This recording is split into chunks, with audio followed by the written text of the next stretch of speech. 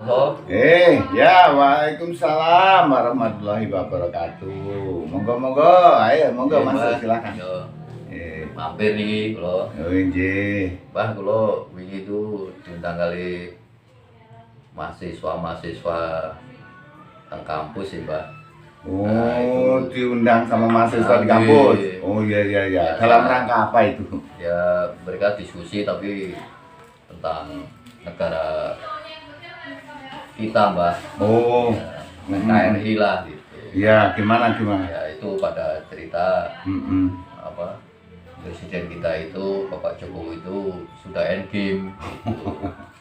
Nah, Oh gitu. mampir niku sule badhe takon luwih dalem ngoten nggih.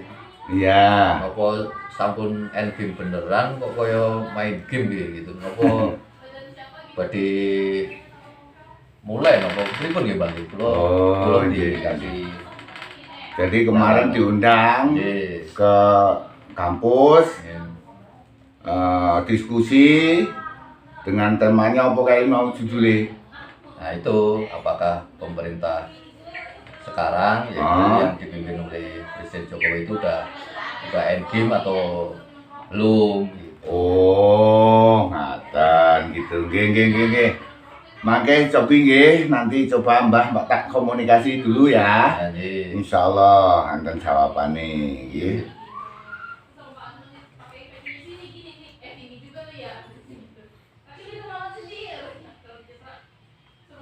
Nah, begini.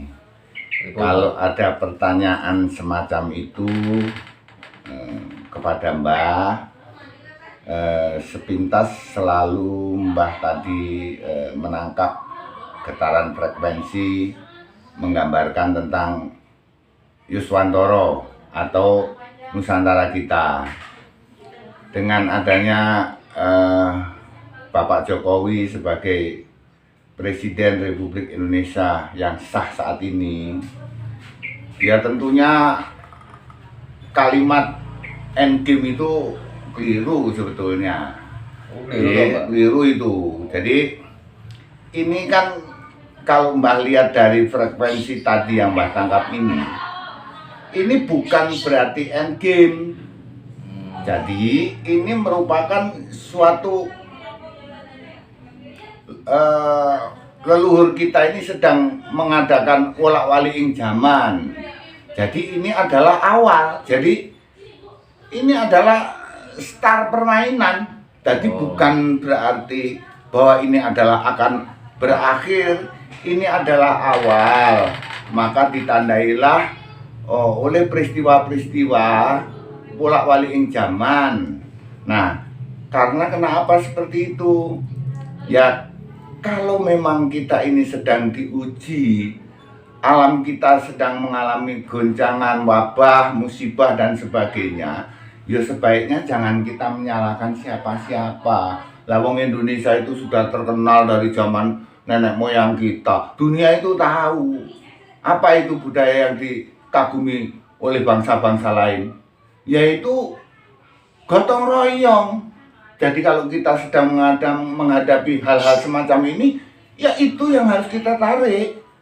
Kita hadapin secara bersama-sama. Kita tidak boleh menyalahkan si A, si B, si C. Ada presiden, ada dokternya, ada apa semua disalahkan. Ya tidak perlu toh. Nah, kurang lebihnya seperti itu. Karena sesungguhnya bahwa para leluhur kita itu saat ini sedang mengolak-ngaliking zaman. Jadi ini adalah start game. Oh, start game toh. Lah iya, bukan end game. Oh, bukan, ini adalah start game. Kita tahu bahwa nenek moyang kita itu sangat dekat sekali dengan alam, dan para leluhur kita itu sangat bersahabat dengan alam.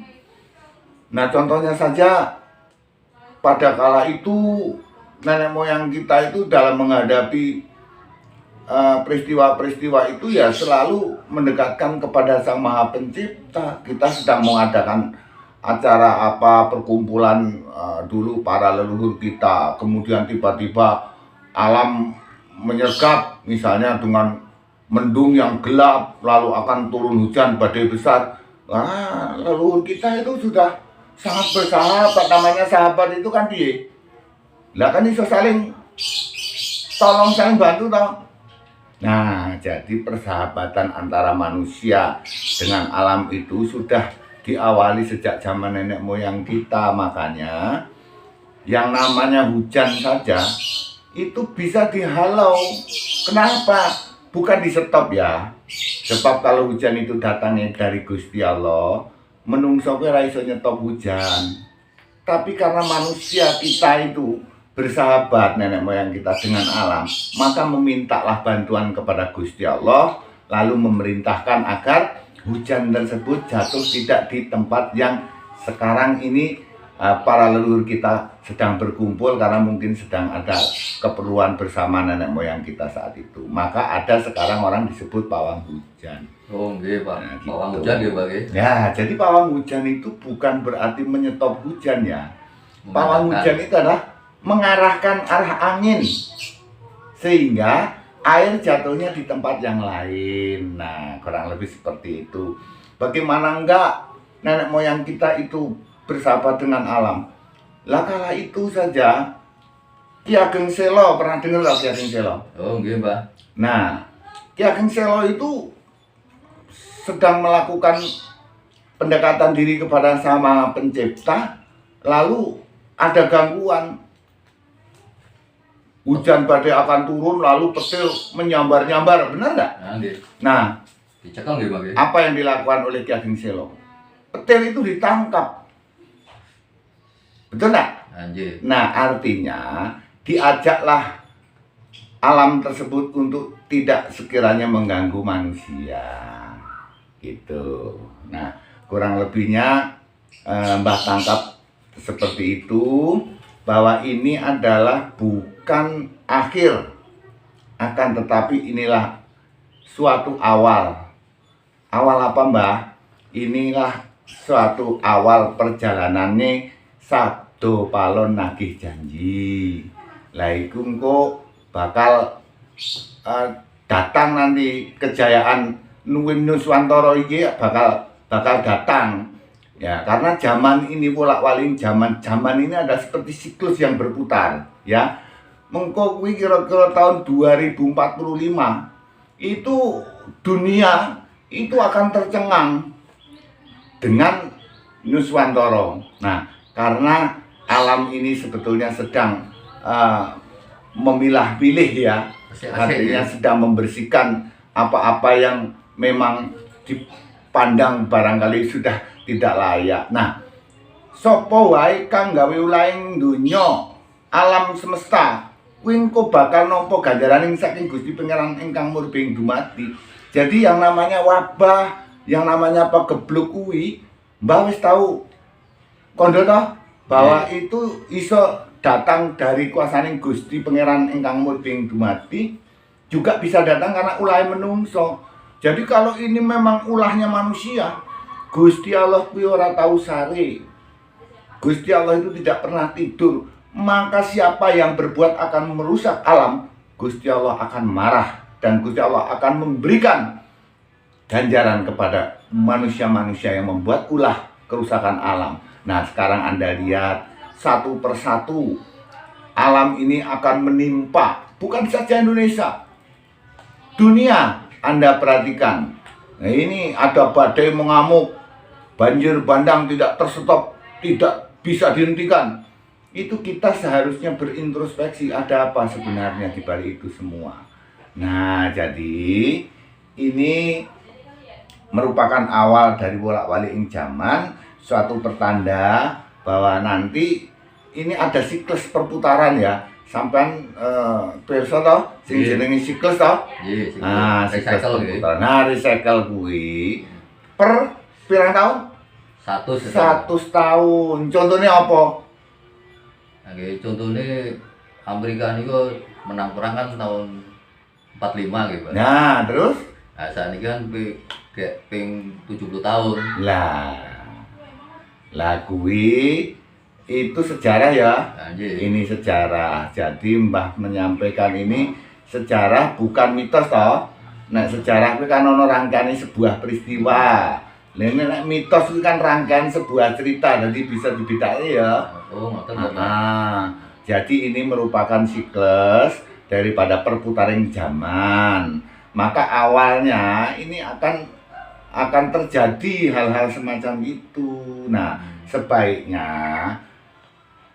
Yuswantoro dalam ujian seperti ini ya kita tidak perlu menyalahkan siapa-siapa. Yang perlu kita bangun adalah gotong royong. Tidak perlu nyalahkan kanan kiri kita, tetangga kita, itu tidak perlu. Apalagi presiden kita. Presiden itu yang milih kan rakyat toh. Tentunya presiden itu. Nah, rakyat lalu menjadi pemimpin. Lah namanya pemimpin itu ora sembarangan loh. Lalu leluhur kita kan juga mendampingi, karena juga menjaga Yuswantoro. Lu tidak mudah seperti itu. Nah, kita berbicara maupun kita melakukan tindakan-tindakan semaunya. Yuk pasti tidak terima leluhur kita itu. Leluhur kita itu ada. Gusti Allah Maha Pirsa. Jadi iki merupakan, Mbah katakan tadi, ini merupakan awal. Ya, bukan game. Ini adalah awal permainan bagaimana alam Nusantara ini nanti akan terangkat derajatnya di mata dunia. Nah, begitu. Kurang lebihnya penangkapan Mbah tadi seperti itu. Nggih.